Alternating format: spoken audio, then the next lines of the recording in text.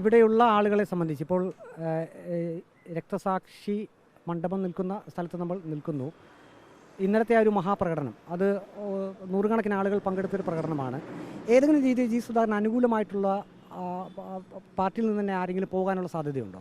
ഒരാൾ പോലും ഈ കാര്യത്തിൽ ജി സുധാകരനെ അനുകൂലിച്ച് ഈ ചാരുമൂട് ഏരിയയിലെ പാർട്ടിക്ക് ഏതാണ്ട് 3000-ലധികം മെമ്പർഷിപ്പ് ഉണ്ട്. അതിൽ ഒരാൾ പോലും ഇതിനനുകൂലമായി പോകുന്ന പ്രശ്നമേ ഉണ്ടാവില്ല. ഒരു ചോദ്യം കൂടി, അന്ന് സഹോദരൻ മരണപ്പെട്ടപ്പോൾ, കൊല ചെയ്യപ്പെട്ടപ്പോൾ പിന്നീടുള്ള നിയമ സഹായങ്ങൾ അതൊന്നും പാർട്ടിയുടെ ഭാഗത്തൊന്നും ഉണ്ടായില്ല എന്നൊരു ആരോപണം അദ്ദേഹം കഴിഞ്ഞ ദിവസവും ഉന്നയിക്കുന്നുണ്ട്.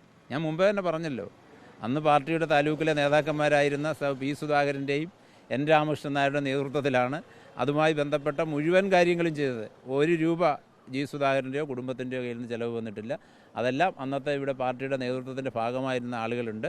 അവർക്കെല്ലാം ഓർത്തെടുത്ത് പറയാൻ കഴിയുന്ന കാര്യങ്ങളാണ്. അതൊക്കെ ഇന്നലെ വരെ ഉന്നയിക്കാത്ത ഒരു ആരോപണം പാർട്ടിയുമായി അകലുമ്പോൾ ഒരു ന്യായീകരണമായി ഉന്നയിക്കുകയാണ്.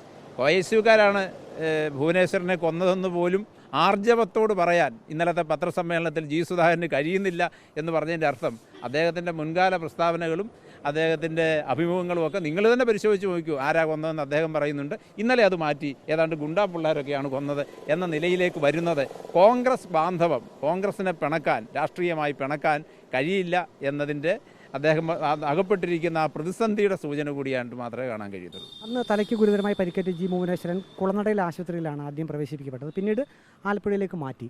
ഈ ആശുപത്രികളിലൊന്നും പാർട്ടിയുടെ ഭാഗത്തു നിന്നും ഒരു സഹായം ഉണ്ടായില്ല, തിരിഞ്ഞു നോക്കിയില്ല എന്നൊരു ആരോപണം കൂടി അദ്ദേഹം പറയുന്നുണ്ട്. അടിസ്ഥാനരഹിതമായ ആരോപണമാണ്. ഞാൻ പറഞ്ഞല്ലോ, ഇന്നേ വരെ ഉന്നയിക്കാത്ത, നാളിതുവരെ ഉന്നയിക്കാത്ത, ഭുവനേശ്വരൻ്റെ മരണശേഷം ഇന്നേ വരെ ഉന്നയിക്കാത്ത ഒരാരോപണം കോൺഗ്രസ് ബാന്ധവം ഉണ്ടാക്കുന്നതിൻ്റെ ഭാഗമായി ഉന്നയിച്ചുവെന്ന് വേണം മാത്രമേ അത് കരുതേണ്ടത്.